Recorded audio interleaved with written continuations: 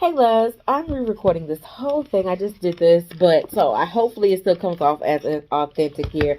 But it was entirely too long, and I'm like, I'm not editing this, and this needs to go on a TikTok video. So I'm gonna go over the books that I read for February. I read a total of 6 books, 5 books, but 6 books technically, and I'll explain why. So, for February, I'll go through here on Goodreads and show you what I have read. Well, I'll try to add it on the screen. Let me just add that on the screen. So I read, my first book that I read was Before I Let Go by Kennedy Ryan. I read this as a romance, wanting to introduce a little romance because, everybody and their mama was talking about this book. I gave this 4 out of 5 stars. I did think the book was really good. I really enjoyed it. I love the way it was written. I just personally, I'm going to read my actual review that I left on Goodreads. The book was really, really good, but by the last 2 chapters, I was pulling teeth. Maybe just me, but this Get Back Together dragged out. Too much love and history to be playing around and not really saying what's on your heart, but my personality is to get to the point. Loved all the characters. Looking forward to book 2. So this is part of like a whole series, so I will be reading book 2 eventually, but that's just me. Like, I like to get to the point, especially when there's like matters of the heart. Okay, so 4 out of 5 for me. Next book that I read was called Spare Room by Deidre Say Mitchell. This was a book that I read in collaborative with it says I read it 2 times. Oh no. Hell no. I will not be reading this book again. My review did not go up on Goodreads. I'm going to try to do that again. I will give this book maybe a solid 3 in my personal opinion. I read this book with the group Black Girls Read, the mystery and thriller section of the group. We read this book. This book was indeed a mystery. It had tons and tons and tons and tons of suspense.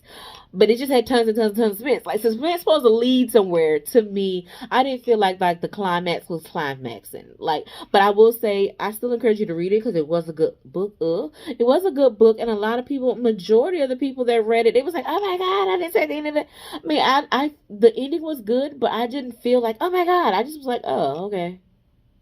That was personally me. So that was my personal opinion.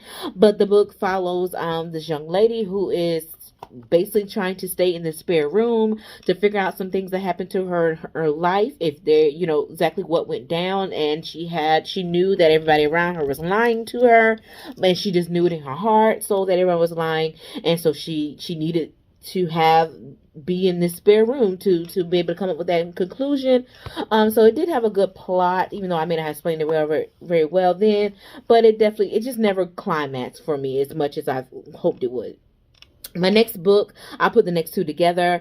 They Come by Night, Need a Night number 2, and It Ends with Night, Need a Night number 3. If you can't tell about the smile, very much enjoyed both of these books. 5 stars to me. The first book was Her Name is Night by Need a Night number 1. That was a 5-star. All 3 books, absolute 5 stars. Absolute 5 stars. I would reread these books right now.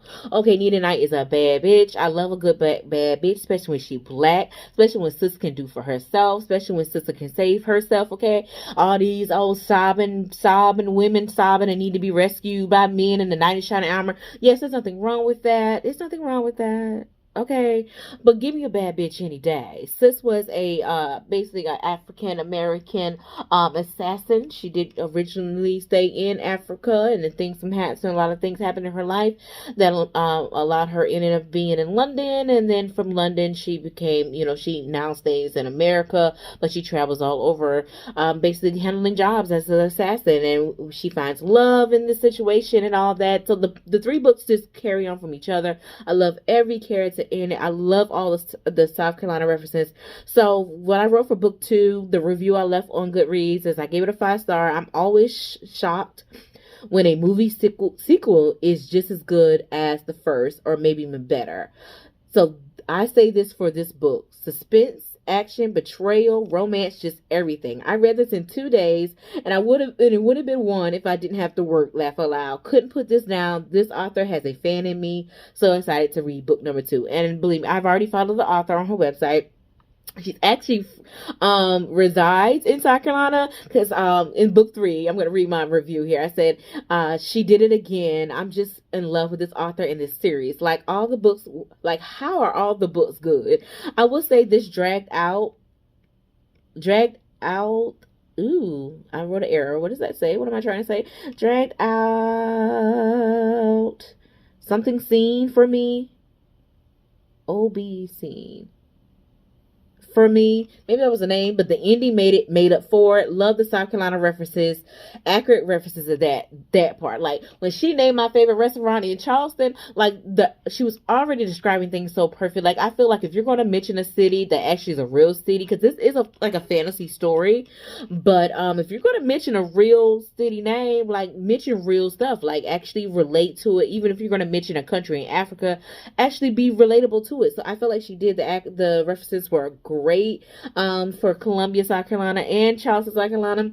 Accurate. I'm looking forward to anything else the author has out and highly recommend this series if you want to read a riches to rags to riches story from a strong black female lead that saved her damn self. Okay, Nina saved her damn self. Okay, I loved it. I will absolutely recommend these books. I plan on buying all 3 of the books. I don't have no room for them, but I'm gonna buy all 3 because if I ever meet this author, I want her to sign them. I am stalking her now because if she does another book signing in Columbia, I want to be there. She did just recently write a new book that came out 2024. So I can't wait to get into that. Next book that I read was Moth to a Flame by Ashley Antoinette. This was highly recommended, and they highly was right. 5 stars. I read this book in one day. Read this book yesterday, all in one day, and I'm still, Ashley, you ain't had to end that book like that. Like, meet me in the streets, like for real, like. So my review I wrote on Goodreads, finished book in one day. I wasn't prepared for the ending. Man, where their happy ending, this was a roller coaster that was too good to get off. Looking forward to the next book. Okay, I don't even like roller coasters. Bitch, I will get on this roller coaster every time. This book was so darn good. This is definitely a book I will revisit one day. But there's like a whole series. So that the next book is about one of the main characters in the original book, Ethic. So I'm very excited to read about Ethic because Ethic got my attention, and I really like that. It was like a romance. It was not like it. I can't call it a romance. This was drama, baby. This was hood love, real love. Abuse. It does have some triggers in it, some trigger warnings. There's a lot of trigger warnings in this book, so read that before you get into it. But I thoroughly enjoyed this book. So that's the 5 books I've read for February. I'm gonna go ahead and include this book here, the 6th book, because I'm gonna finish this tonight. And that is Bow Down When a BBW Submits. This book is written by Masterpiece. This book here, I'm about 76% finished this book. So I'm going to go ahead and give my review. I'm going to give this like a 3.5, 6, 7, somewhere in there, man, because I number one, the book had a lot of grammatical errors for me, and that just really turned me off, like when I'm reading, because I'm actually reading this one. A lot of these other books I listen to Audible on it, not on Audible, but the Audiobook here on Kindle Unlimited, and spare me, I did listen to that one on Audible itself.